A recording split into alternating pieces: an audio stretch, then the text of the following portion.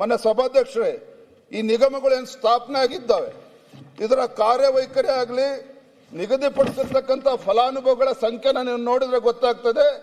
ಕೇವಲ ಈ ಸರ್ಕಾರ, ಕಾಂಗ್ರೆಸ್ ಸರ್ಕಾರ ಮೂಗಿಗೆ ತುಪ್ಪ ಹಚ್ಚುವಂತ ಕೆಲಸ ಮಾಡಿದ್ದಾರೆ ವಿನಃ ಯಾವುದೇ ಒಂದು ನ್ಯಾಯ ಕೊಡುವಂತ ಕೆಲಸ ಮಾಡಿಲ್ಲ.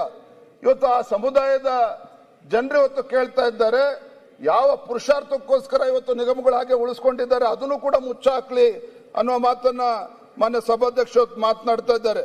ಮಾನ್ಯ ಸಭಾಧ್ಯಕ್ಷರೇ, ನಾನು ಹಿಂದೆ ಬಿಜೆಪಿ ಸರ್ಕಾರ ಇದ್ದಾಗ ಜನಸಂಖ್ಯೆ ಆಧಾರದ ಮೇಲೆ ಈ ಸಮುದಾಯಗಳಿಗೆ ನಿಗಮಗಳನ್ನು ಸೃಷ್ಟಿ ಮಾಡೋದಕ್ಕೆ ಅನುದಾನ ಕೊಡುವಂತ ಕೆಲಸ ಮಾಡಿದ್ರು. ದೇವರಾಜ್ ಅರಸ್ ಹಿಂದುಳಿದ ಅಭಿವೃದ್ಧಿ ನಿಗಮ, ಅಣ್ಣ ಒಂದು ನಿಮಿಷ, ದೇವರಾಜ್ ಅರಸ್ ಹಿಂದುಳಿದ ಅಭಿವೃದ್ಧಿ ನಿಗಮ ಹಿಂದೆ ಬಿಜೆಪಿ ಸರ್ಕಾರ ಇದ್ದಾಗ 190 ಕೋಟಿ ಅನುದಾನ ನಿಗದಿಪಡಿಸಿದ್ರೆ 190 ಕೋಟಿನೂ ಕೂಡ ಬಿಡುಗಡೆ ಮಾಡಿ ಆ ಸಮುದಾಯಕ್ಕೆ ನ್ಯಾಯ ಕೊಟ್ಟಿರುವಂತದ್ದು.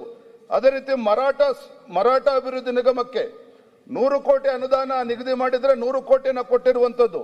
ವಿಶ್ವಕರ್ಮ ಅಭಿವೃದ್ಧಿ ನಿಗಮಕ್ಕೆ 25 ಕೋಟಿ ನಿಗದಿ ಮಾಡಿದ್ರೆ 25 ಕೋಟಿ ಕೊಟ್ಟಿದ್ದಾರೆ. ನಿಜ ಶರಣ ಅಂಬಿಗರ ಚೌಡಯ್ಯ ಅಭಿವೃದ್ಧಿ ನಿಗಮ 15 ಕೋಟಿ ನಿಗದಿ ಮಾಡಿದ್ರೆ 15 ಕೋಟಿ ಕೊಟ್ಟಿದ್ದಾರೆ. ಮಡಿವಾಳ ಮಾಚಿದೇವ 15 ಕೋಟಿ ಹೇಳಿದ್ರೆ 15 ಕೋಟಿ ಕೊಟ್ಟಿದ್ದಾರೆ. ಒಟ್ಟಾರೆಯಾಗಿ ಹಿಂದಿನ ಬಿಜೆಪಿ ಸರ್ಕಾರದಲ್ಲಿ ಈ ಸಮುದಾಯಗಳಿಗೆ, ಹಿಂದುಳಿದ ಸಮುದಾಯಗಳಿಗೆ 576 ಕೋಟಿ ವಿವಿಧ ಬೋರ್ಡ್ಗಳಿಗೆ ಕೊಟ್ಟಿದ್ರೆ, ನಿಗದಿ ಮಾಡಿದ್ರೆ 576 ಕೋಟಿನೂ ಕೂಡ ಮಾನ್ಯ ಸಭಾಧ್ಯಕ್ಷ ಬಿಡುಗಡೆ ಮಾಡಿದ್ದಾರೆ. ಆದ್ರೆ 2023-24 ಈ ಕಾಂಗ್ರೆಸ್ ಸರ್ಕಾರ ಬಂದ ಮೇಲೆ ದೇವರಾಜ ಅರಸ್ ನಿಗಮಕ್ಕೆ 100 ಕೋಟಿ ರೂಪಾಯಿ ಹೇಳಿದ್ರೆ ಕೇವಲ ಬಿಡುಗಡೆ ಮಾಡಿರ್ತಕ್ಕಂಥದ್ದು 50 ಕೋಟಿ, ಅದರಲ್ಲಿ ವ್ಯಯ ಆಗಿರ್ತಕ್ಕಂಥದ್ದು ಕೇವಲ 50% ಮಾತ್ರ.